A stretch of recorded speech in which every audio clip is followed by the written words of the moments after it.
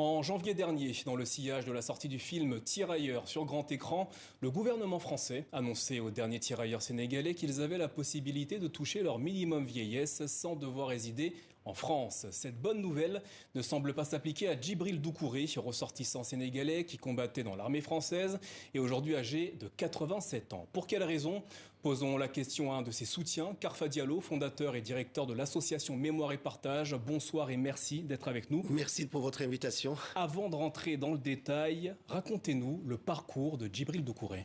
Djibril Doucouré, c'est un de ces jeunes africains, sénégalais, on va dire, puisqu'à l'époque de la naissance de Djibril Doucouré, c'est-à-dire en 1936, le Sénégal n'existait pas encore en tant que pays. Donc il est de la Casamance, il est de Bignona, il se fait engager dans l'armée française à l'époque. Et Djibril Doucouré va aller grossir les troupes les troupes qu'on appelle les troupes des tirailleurs sénégalais, et notamment pour participer aux côtés de la France aux guerres coloniales françaises, il faut le dire, d'Algérie, d'Indochine, puisque c'est après la Seconde Guerre mondiale.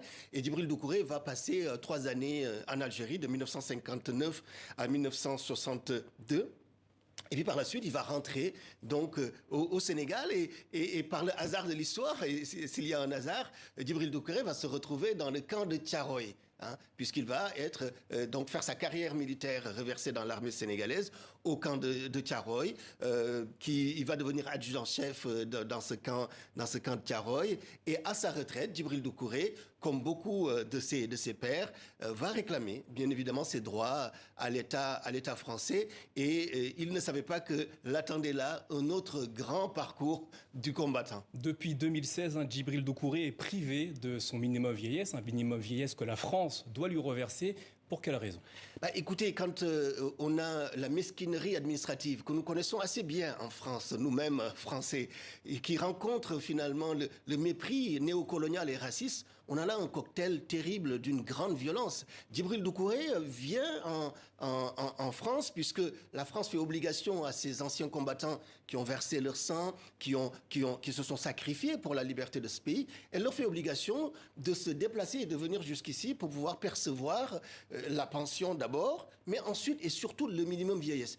Puisque la pension, elle ne pèse pas grand-chose. La pension de ces anciens combattants, c'est autour de 50 euros, tous les 2 ou 3 mois. C'est plutôt pour le minimum vieillesse que ces hommes, très âgés déjà, parce qu'ils arrivent tous ici, ils ont plus de 70 ans pour la plupart, et ils viennent réclamer cette somme. Et Djibril Doucouré arrive donc en 2014, et pendant 2 ou 3 ans, 4 ans même, Djibril Doucouré va pouvoir bénéficier de ce minimum vieillesse, c'est-à-dire de 950 euros qui lui est versé tous les mois, mais 950 euros pour lesquels Djibril Doucouré va affronter le froid de nos sociétés occidentales françaises. Il va affronter le mépris, l'ignorance, l'indifférence, la solitude et l'isolement. Et Djibril Doucouré va les percevoir malgré tout. Pourquoi? Parce qu'il a une grande famille à nourrir en Casamance. Il est à 8 heures de Dakar. Et il va quand même faire ce chemin-là pendant plusieurs années, à prendre l'avion et à venir. Et en 2016, effectivement, fatigué, épuisé par ces allers-retours incessants, mais aussi par la mesquinerie très particulière de l'administration, qui était extrêmement vigilant à ce que ces hommes ne dépassent pas les 180 jours obligatoires. Il faut donc 180 jours de présence sur le territoire français pour percevoir cette... Absolument. Et s'il leur arrivait de rater l'avion ou bien de venir un jour plus tard, on leur faisait payer l'arriéré. Et donc en 2016, Djibril Doucouré est fatigué, il dit « Stop, j'arrête, j'en peux plus, je rentre en Casamance, je rentre à Bignona et j'accepte ma vie telle qu'elle est. » Alors les autorités françaises ont fait savoir en janvier dernier que les anciens tirailleurs sénégalais pourraient conserver leur minimum vieillesse dans leur pays d'origine. Pourtant, Djibril Doucouré ne semble pas bénéficier de cette mesure. Pour quelle raison? Absolument. Et c'est vrai qu'il faut quand même regretter que notre administration et surtout nos hommes politiques attendent des films pour pouvoir bouger sur la situation, sur l'injustice qui est faite à ces hommes, à cette femme et à ses enfants, puisque c'est des familles qui sont ainsi condamnées. Il faut se rappeler que Jacques Chirac avait fait la même chose quand était sorti le film Indigène. Et bien là, Emmanuel Macron, parce que sort le film Tirailleurs d'Omar Sy, fait une opération de communication et annonce effectivement que les anciens combattants qui étaient obligés de venir en France pour percevoir ce minimum de vieillesse n'étaient plus obligés de le faire. Seulement, l'administration ne communique que sur ceux qui résident présentement ici en France.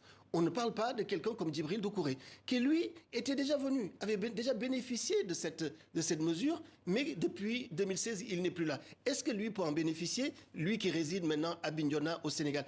Est-ce que les nombreux autres anciens combattants et tirailleurs africains, qui sont de plusieurs pays africains, est-ce que ceux-là qui ne sont jamais venus en France, qui n'ont jamais bénéficié de cette mesure, peuvent également le prétendre? Donc on a une opacité qui n'est pas une opacité involontaire. L'administration, elle sait très bien ce qu'elle fait. C'est volontairement qu'on parsème comme ça l'espérance des gens et qu'on les laisse dans l'incertitude. Alors vous avez demandé à l'avocat français maître William Bourdon de déposer un recours auprès des autorités françaises.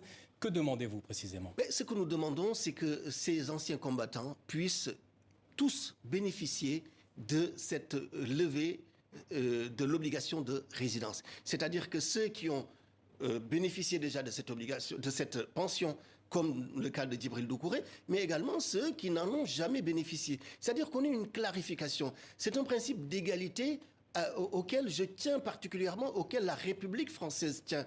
On ne peut pas s'amuser à créer de l'espoir, créer de l'attention auprès de ces hommes qui sont tous très âgés. Il faut savoir que beaucoup d'entre eux sont déjà morts. Je peux vous dire que mon propre père, qui aurait pu en bénéficier, est mort au mois de juillet. J'aurais pu attaquer l'État français pour une action en responsabilité. Je ne le fais pas. Mais pour ceux qui vivent encore, ceux qui ont encore des responsabilités, ceux à qui la France peut dire, peut montrer, et c'est une nécessité aujourd'hui que le sentiment anti-français est extrêmement important en Afrique et partout dans le monde, que la France puisse dire oui, cette mesure va bénéficier à tous ceux qui ont versé leur sang pour ce pays et qui vivent encore en Afrique, qu'ils soient en Côte d'Ivoire, qu'ils soient en Algérie, qu'ils soient au Burkina Faso. Oui, c'est ça que nous demandons et c'est un minimum que nous devons non seulement à ces gens, mais aussi aux patries qui les ont portés.